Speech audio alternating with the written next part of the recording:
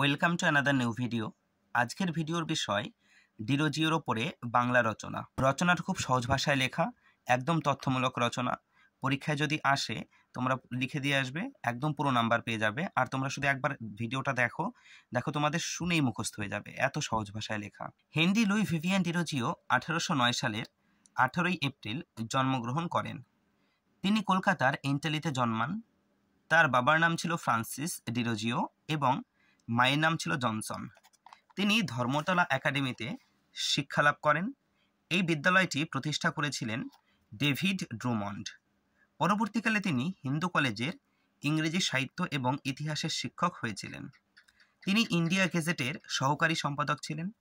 পরবর্তীকালে তিনি the Calcutta gadget, the east India এবং দ্য বেঙ্গল অ্যানুয়াল এরও সম্পাদক হয়েছিলেন।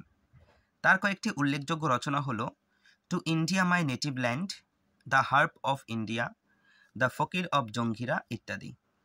তিনি 1831 সালের 26শে ডিসেম্বর ইহলোকের মায়া ত্যাগ করে পরলোকে গমন করেন।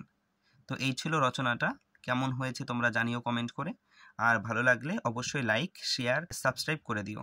Thanks for watching.